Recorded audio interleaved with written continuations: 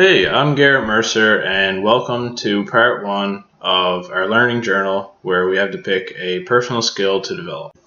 So, the skill that I've decided to develop and work on is stress management.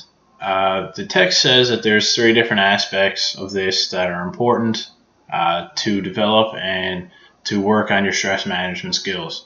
So the first is eliminating stressors, which involves identifying tasks, relationships, and aspects of your life that are depleting your energy or leading to abnormally high levels of stress. The second is developing resiliency, which is preparing yourself for stressful experiences by continuously increasing your physical, psychological, and emotional resilience. And the last is developing coping strategies.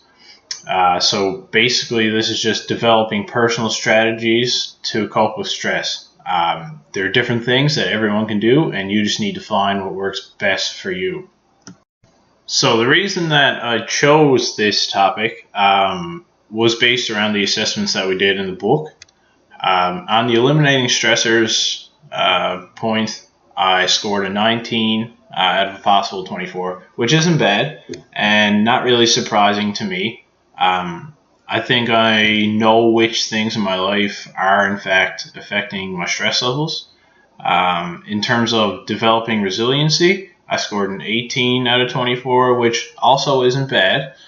I think I prepare myself for these stressful events by, consistently working so hard and preparing and practicing that by the time I get to this stressful event or whatever, I'm ready for it. The last one, which is probably the one that has caused me to want to develop this part of my life, is the developing coping strategies, which I got a 7 out of a possible 12 on. This part I'm definitely lacking in, and I personally know that I struggle in this. So I'm looking forward to reading the book and finding out some different aspects of my life that I can change and things that I can do, just different strategies that people use to deal with stress when stressful events happen.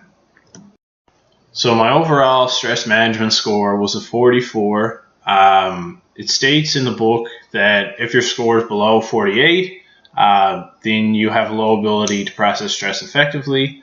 And my low score could be driven by any of those previous parts that I talked about before, any of those 3. The class average is 47.8, which is very close to what the book states. So once again, I'm below class average, so I process stress worse than the majority of our class. So in terms of the results and my thought towards the results, I can't say that I'm shocked. I know personally that just working through jobs and school that, sometimes I lack in the dealing with stress part of it. I've actually done a psych eval before for one of the positions that I had applied for. It was kind of like a management training program. And it turns out that my results from that kind of say the same thing, that I don't deal with stress well. And that is something that I need to work on. So I'm looking forward to kind of learning more about it and improving that part of my life. So in terms of the risks of stress, there are so many. First off, health issues. You're always fatigued. You're so strung out. Your temperament. So psychologically, your temperament and the way you interact with people, it's like you don't have time to do anything. You don't have time for people. And, your mind isn't always there. In terms of work performance, or I'm a student right now, test performance, sometimes it, completely affects my performance on tests or things I do at work if I'm very, very stressed out to the max. I know, speaking personally, I have ulcerative colitis, and stress is so bad for it. It's so bad. If I'm stressed out, my body reacts accordingly, and it it doesn't help it whatsoever. And, it makes me flare up, it makes me sick, and then I can't do anything. I can't leave the house.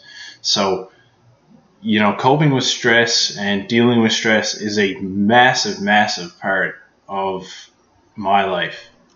In terms of learning objectives, I think I'm going to focus on the developing coping strategies part of it, just because that was the portion that I lacked the most in the stress management assessment. So in looking at the behavioral guidelines at the end of chapter 2, there are a couple there that focus in this aspect better than the others. First, to learn at least one relaxation technique and practice it regularly. So I'm looking forward to finding something that works for me, that whenever something stressful comes up, I can do this quick relaxation technique and, diffuse the situation a little bit. And secondly, identifying the meaningfulness of my work that's more important than my own personal reward. So, finding the thing that really, really interests me, more so than just getting a paycheck.